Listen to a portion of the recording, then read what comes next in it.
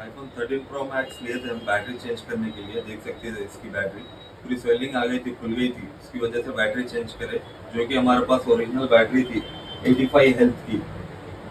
देख सकते हैं इसकी ओरिजिनल हेल्थ बैटरी की 85 हेल्थ थी, तो हम इसका बैटरी मैसेज और हेल्थ दोनों भी रिकवर कर दिए।